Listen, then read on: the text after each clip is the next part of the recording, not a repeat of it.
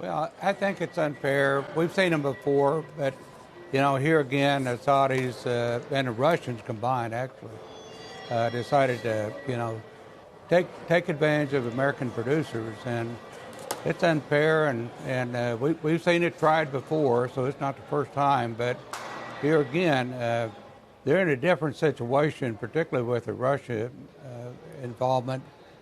It's against the law. It's illegal to put oil into this country below their cost of production, and actually we know what the Russian cost is, around $42. So certainly everything that they would import to this country is at these prices are below that. So that's some of my take on it. Just initially, we've seen this tried before. Venezuela tried this 98, 99, and unfortunately that didn't work. Do you see this as the disintegration of this OPEC Plus agreement, or do you see this as tough negotiations that ultimately are going to bring all of these different parties back to the table for future negotiations?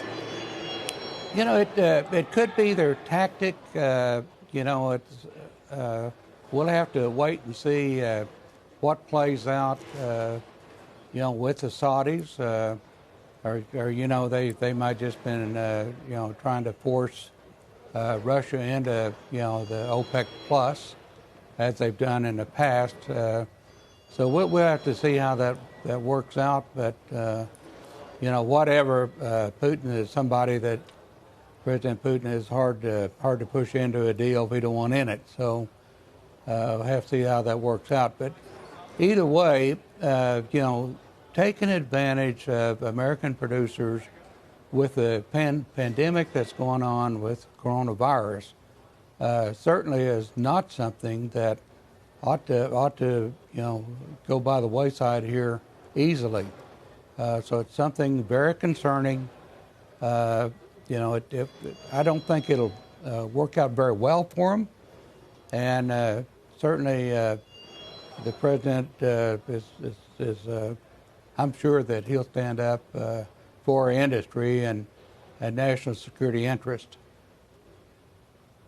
Harold, how's it going to change? I mean, a few months ago we were dancing on OPEC's grave, arguing that the U.S. was going to change the global world order in the energy complex.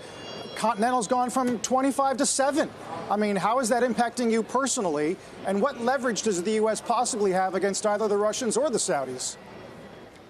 We've seen a lot of volatility in the market, so personally, we don't get excited when it drops or goes up. With situations like this, it's very short term. So, we're in this business long term. We're 52 years in this business, and we've seen a lot of ups and downs and different tactics tried over time, and here's another one of those. So we weren't. I don't think we've ever danced on OPEC's grave. They've been a force since 1973 or 1974, and they'll remain a force, I'm sure, in the future. So nobody's very forgetful of that. However, we have created something here in this country with American energy renaissance that's actually been very, very good for American security, American interest, American consumers. So Howard, given that, how severe do you expect the economic impact in the U.S.